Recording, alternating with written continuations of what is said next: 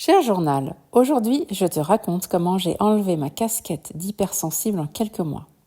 Il y a 6 mois, j'avais dit à ma coach que j'étais trop sensible, voire même je me considérais comme hypersensible.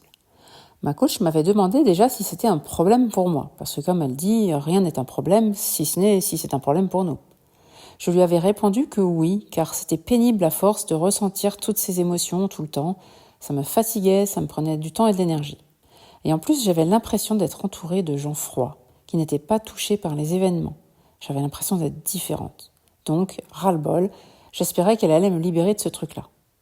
Même si je sais très bien qu'elle ne me libère de rien, c'est moi qui le fais, etc. Comme elle me le répète toujours à longueur de temps, la transformation vient de l'intérieur, ça je sais. Alors, comme d'habitude, elle m'a retourné le cerveau. Elle m'a dit que si je me plains de mon hypersensibilité et que je veux m'en débarrasser, ça montre plusieurs choses. Premièrement, que je ne vois pas quand je ne suis pas hypersensible. En gros, que j'occulte, j'oublie ma partie pas sensible, mon côté froid, qui est, comme elle dit, dans mon anti-mémoire. Toujours cette histoire d'identité que je me suis créée.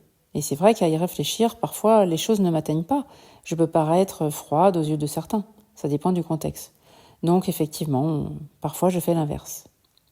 Deuxièmement, que je trouve cela négatif d'être hypersensible. J'aimerais ne plus l'être, que ne pas être sensible, c'est mieux. Mais en même temps, je ne veux pas avoir de la froideur pour autant, ce n'est pas moi.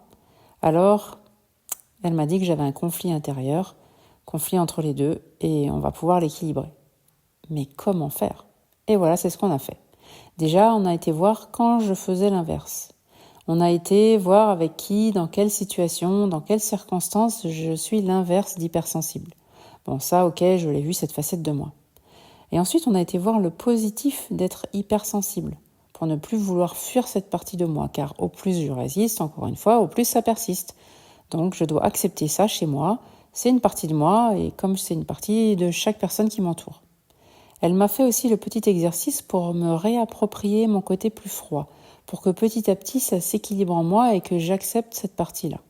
Aimer ce côté-là chez moi et les autres, car on a tous besoin de l'exprimer à certains moments. Apprendre à prendre de la hauteur et voir les deux phases d'un événement qui me touche me permettra aussi d'être moins sensible. Elle m'a proposé de noter les choses qui me mettaient dans le trop émotionnel et de voir l'autre face du dé, le positif au lieu de rester sur le négatif. À méditer tout ça en tout cas, pour ma paix intérieure.